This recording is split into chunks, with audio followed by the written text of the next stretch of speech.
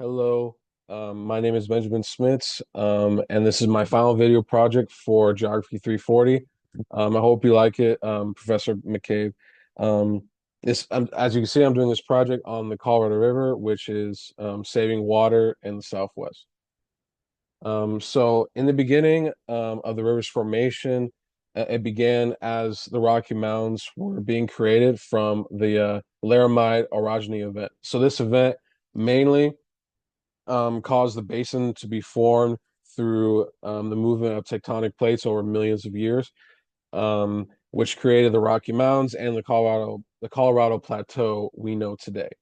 Um, so because of this, over the millions of years, precipitation in and around that area, that's what caused the Colorado River to form. And because of that, from all that erosion, all that sediment being eroded throughout the years, made all the surrounding areas like the canyons and the deserts in and around the Southwest. Those canyons include the Grand Canyon, Marble Canyon, the Glen Canyon, and also the Canyon, excuse me. So now for some statistics about the river and also a fun fact. The river covers 250,000 square miles of area. The river is 1,400 miles long, and it serves 7 states as its main supply for water, like Arizona, California, Colorado, Nevada, New Mexico, Utah, and Wyoming. As well, the river flows at an annual rate of 17 million acre feet per year. And also that fun fact I mentioned earlier, um, the Colorado River used to be called the Grand River, and honestly, I would prefer that name too. I prefer that over this current one. So um, because of that, um, the river needs to be dammed because of how flood prone it has been over the years, as well as because of all the needs of the states and also Mexico. We'll get to that later. Um, how they need that for storage, agriculture, and supply. So the two main dams built for these reasons is the Hoover Dam in Nevada, which is basically the poster child for dams in this country.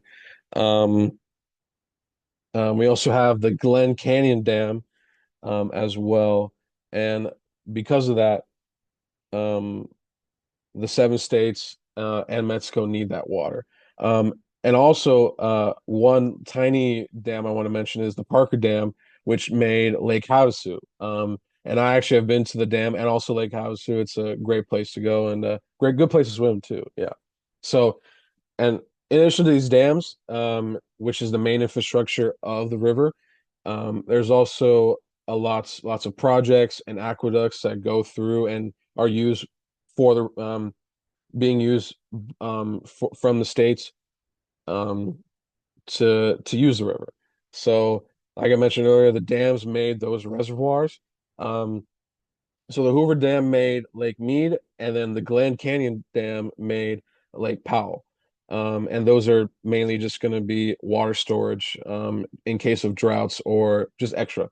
There's also been, several projects for water transport from the river, like the 1922 resolution for the Colorado Big Thompson um, project, which provides all the water for Colorado. The Central Arizona and also Grand Valley projects included in those projects. And then the main aqueduct is the California one that provides all the water for the Imperial Valley for farming. And this uses a lot of water, which, mind you, those 17 million acre feet, that's becomes 5 trillion gallons of water.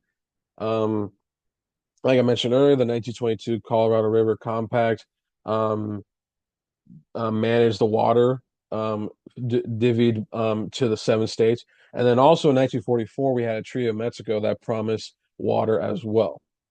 The graph provided here represents the past and present average water supply.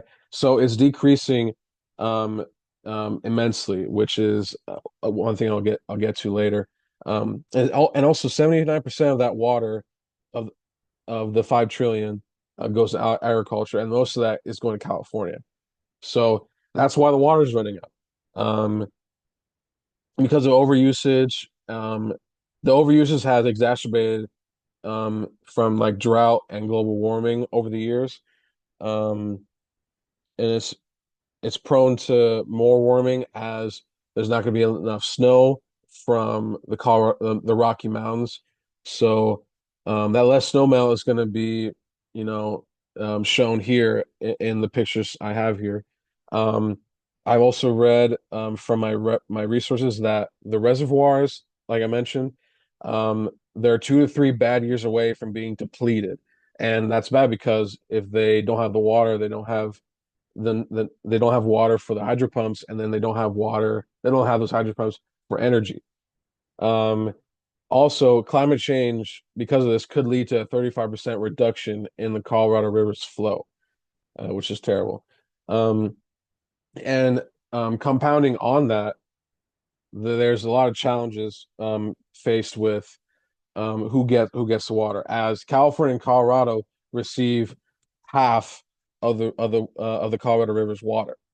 And all that water is going to farming, and the farmers are overestimating, which is are overestimating their crop yield, which is leading to more water scarcity. So you have the other 5 states and Mexico receiving the other half, and that's leading to fights over the water.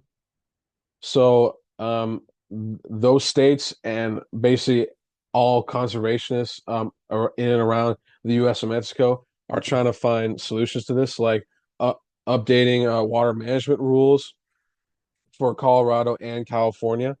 Um, there's also calls to improve federal and state coordination, as well as modernizing infrastructure.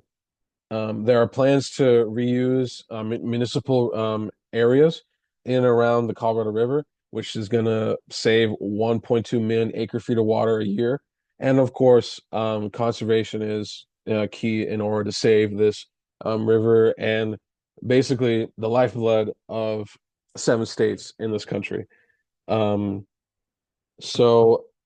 here's all my references here, and thank you so much, and hope you have a good night.